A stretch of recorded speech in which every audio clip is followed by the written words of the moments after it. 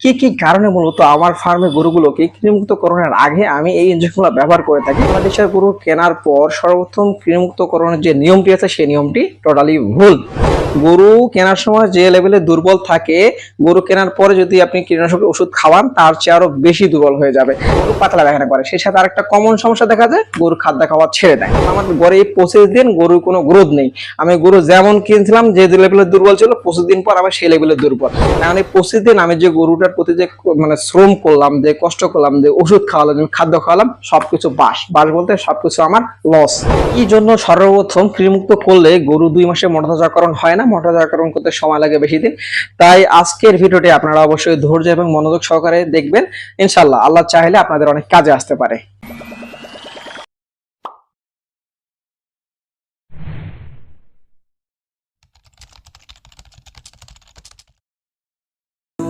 আসসালামু আলাইকুম খামারি ভাইরা, কি অবস্থা আপনাদের? সবাই কেমন আছেন?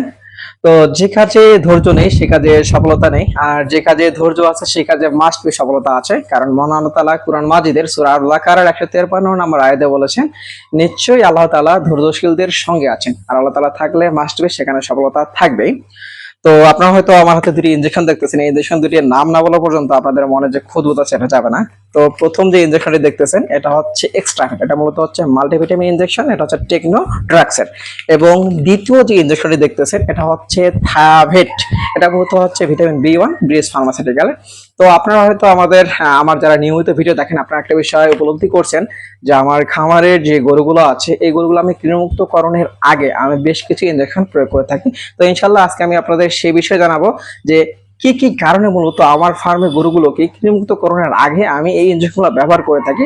সেই সাথে আমি আপনাদের আরেকটা বিষয় জানাবো যে গত একটি ভিডিও আমি দিয়েছিলাম, সেই ভিডিওতে আমি বলছিলাম যে দুর্বল হার্ডিসার গরু কেনার পর সর্বপ্রথম কৃমিমুক্তকরণের যে নিয়মটি আছে সেই নিয়মটি টোটালি ভুল।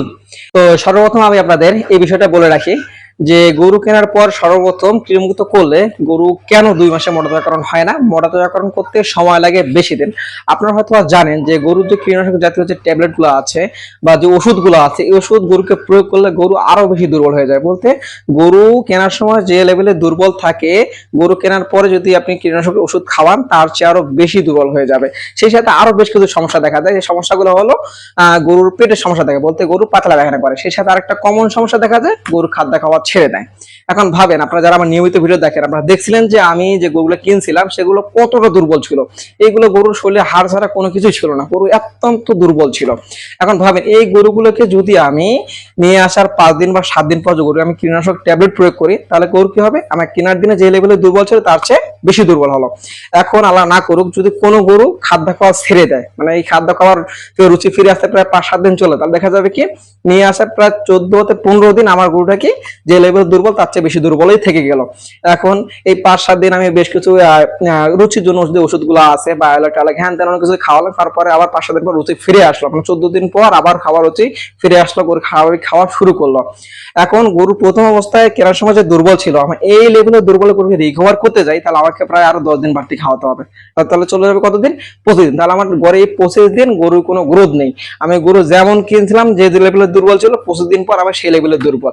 এখন এই 25 দিন আমি যে গরুটার প্রতি যে শ্রম করলাম, যে কষ্ট করলাম, যে ওষুধ খাওয়ালাম, খাদ্য খাওয়ালাম, সবকিছু বাস বাস বলতে সবকিছু আমার লস।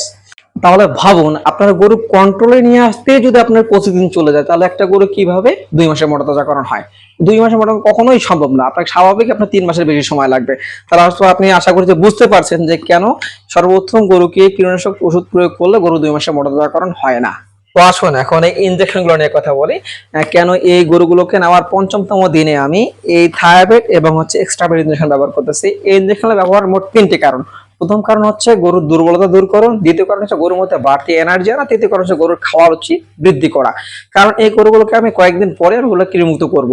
এখন এই গরুগুলো যাতে এই কৃমিমুক্তকরণের পর যেন বেশি দুর্বল হতে না পারে, তার জন্য গরুর মধ্যে বাড়তি এনার্জি প্রয়োজন হবে, যার কারণে এই ওষুধ দুটো আমি ব্যবহার করতেছি। এখন এই ওষুধগুলো আমি কি পরিমাণ ব্যবহার করতেছি, A to Z ডিটেলস আমি ইনশাআল্লাহ আপনাদের বলতেছি। তো সর্বপ্রথম আমি গরুগুলোকে প্রয়োগ করব হচ্ছে আমাদের এক্সট্রাবেট ইনজেকশনটা। এক্সট্রাবেট মূলত হচ্ছে মাল্টিভিটামিন ইনজেকশন।